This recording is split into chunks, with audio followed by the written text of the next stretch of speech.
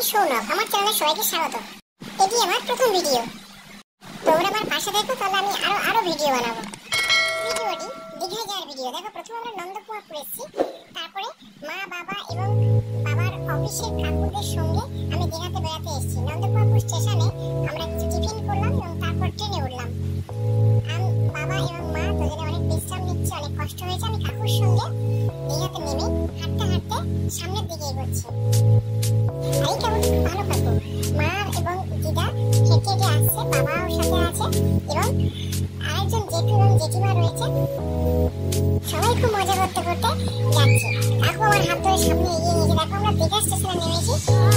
এরপর দীঘাতে নেমে আমরা একটা ছোট্ট ফটো নিয়ে নিয়েছি। তারপর রুমে গিয়ে মাংস রান্না করেছিল জেঠু, সেই দিয়ে মুড়ি। তারপরে আমরা স্নান করতে চলে গেছিলাম। দেখো, জেঠিমা আর বড় গামলা নিয়ে খেতে বসছে। মা এবং দিদা নিচে বসে খাচ্ছে এবং ওরা আরাম করে নিচে বসেই খাচ্ছে, সেটা খেতেই পছন্দ করে। এরপরে তো সেই সমুদ্রে আমি এতক্ষণ ঘুমোচ্ছিলাম। এরপর বাবা এবং জেঠু কাকুরা সবাই খাচ্ছিল।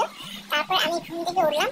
ঘুম থেকে উঠে সবাই মিলে কিন্তু আমরা সমুদ্রের দিকে গেলাম এবং সেই সমুদ্রে গেছিলাম প্রায় 3টে তখন বাজে। তারপরে আমরা বিকেলবেলা ঘুরতে গেছিলাম একটা পার্কের মধ্যে। মায়ের সঙ্গে ফটো তুললাম।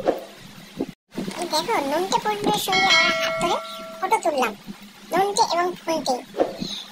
আর এদিকে মা দেখো গোপাল ভাঁড়ে পায়ের উপরে বসিয়ে দিয়েছে আমাকে, দিয়ে ফটো তুলছে। বাবা এদিকে ফটো তুলছে।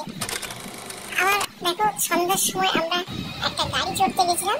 বাবা অনেক দর কষাকষি করে এই গাড়িতে বসিয়েছে। তারপর আমি বেশ কিছুক্ষণ চড়লাম। সমুদ্রের কিছু ভিডিও, সমুদ্রে দাঁড়িয়ে কিছু ফটো তুলেছিলাম, সেগুলো।